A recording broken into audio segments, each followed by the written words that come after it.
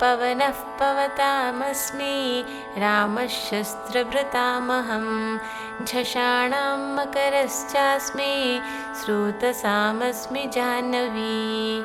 In this verse, Lord Krishna says, among purifiers, I am the wind.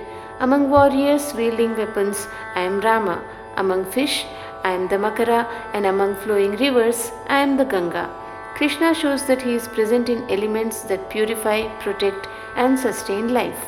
This verse teaches us to see his divine influence in the natural forces, righteous leaders, and sacred rivers, reminding us that all sources of strength and purity are reflections of his divine essence.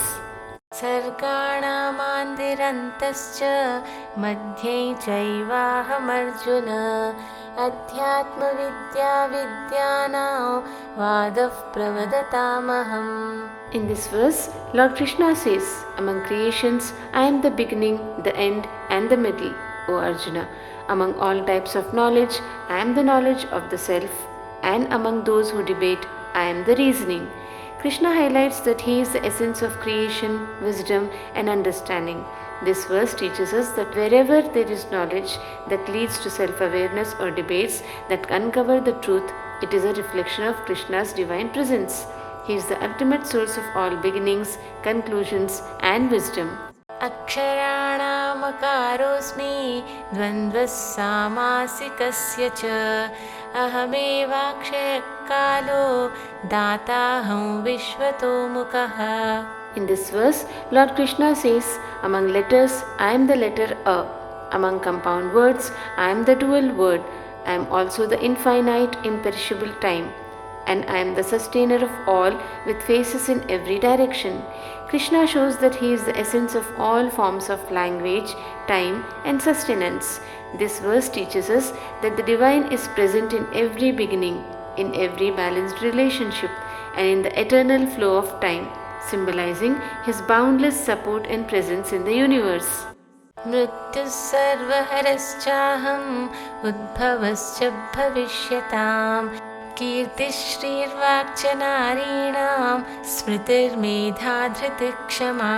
In this verse, Lord Krishna says, I am death, the great destroyer of all things. I am the beginning, the present, and the future. I am fame, fortune, speech, memory, intelligence, determination, and forgiveness. Krishna is the force behind both creation and destruction, as well as the essential qualities that guide human life, such as wisdom, courage, and compassion. This verse teaches us to recognize His divine presence in all aspects of life, including the virtues that shape our character and actions. बृहत्साम तथा साम्ना गायत्री छन्दसामहं मासानां मार्गशीर्षोऽहं ऋतूनां सुकुमाकरः. In this verse, Lord Krishna says, among the hymns, I am the Brihatsam. Among the meters, I am the Gayatri. Among the months, I am Margashirsha. And among the seasons, I am the spring. This verse teaches us that His divine presence is reflected in sacred practices, times of the year, and the beauty of nature, reminding us to recognize divinity in the rhythms of life. द्युते चलयतामस्मि तेजस्तेजस्विनामहं जयोऽस्मि व्यवसायोऽस्मि सत्त्वं सत्त्ववतामहम्. In this verse, Lord Krishna says, among those who deceive, I am gambling. Among the brilliant, I am their radiance. I am victory, I am effort, and I am strength among the strong. Krishna embodies all forms of energy and power, whether it's in victory, effort, brilliance, or strength. This verse teaches us that His divine presence is reflected in every action and quality that drives success and power in life, whether in noble or less noble forms. वृष्णीनां वासुदेवोऽस्मि पाण्डवानां धनञ्जयः मुनीनामप्यहं व्यासः कवीनामुषणा कविः. In this verse, Lord Krishna says, among the Vrishnis, I am Vasudeva. Among the Pandavas, I am Arjuna. Among the sages, I am Vyasa. And among poets, I am Ushna.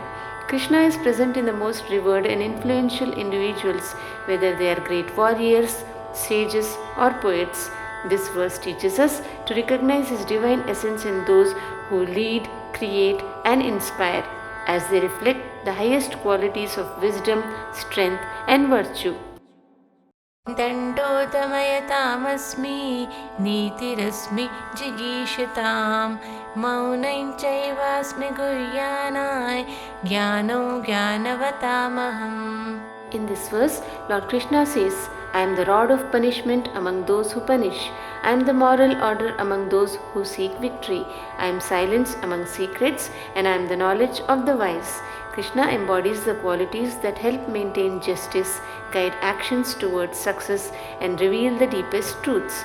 This verse teaches us that divine presence is reflected in moral conduct, wisdom, and the ability to understand and maintain the hidden, sacred aspects of life.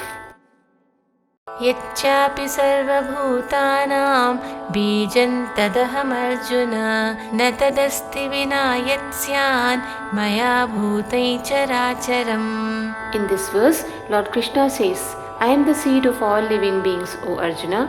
There is no being, whether moving or non-moving, that can exist without me. Krishna is the ultimate source of everything in the universe, and without His divine essence, nothing could exist. This verse teaches us to recognize that all life and creation depend on the divine presence of Krishna, who is the foundation of all existence. नान्तोऽस्ति मम दिव्यानां विभूतीनां परन्तप एष तुद्देशतः प्रोक्तो विभूतेर्विस्तरो मया. In this verse, Lord Krishna says, there is no end to my divine manifestations. O Parantapa, what I have spoken to you is only a brief description of my infinite power. Krishna's divine power is endless and all-encompassing. This verse teaches us that the manifestations of divinity in the world are just a fraction of Krishna's vast and infinite presence. He is in everything, everywhere, and His true essence is beyond what can be truly explained. यद्यद्विभूतिमत्सत्त्वं श्रीमद्दूर्जितमेव वा तत्तेवावगच्छत्वं मम तेजोंशसम्भवम्. In this verse, Lord Krishna says, whatever divine or powerful manifestations you see, O Arjuna, know that it is a part of my radiant power. Krishna teaches that all qualities of greatness and beauty in the world are ultimately expressions of His divine presence. This verse encourages us to recognize the divine in all forms of excellence and greatness, understanding that they are reflections of Krishna's infinite power. अथवा बहुनैतेन किं ज्ञातेन तवार्जुन विष्ठभ्याहमिदं कृत्स्नम् एकांशेन स्थितो जगत्. In this verse, Lord Krishna says, but what need is there, Arjuna, for all this detailed knowledge? With a single fragment of myself, I pervade and sustain the entire universe. Krishna reveals the immense scale of His divine presence. He is everywhere and everything exists within His energy. This verse teaches us that Krishna's essence is the foundation of the entire universe, and all we need to understand is that He is the source of all life and creation.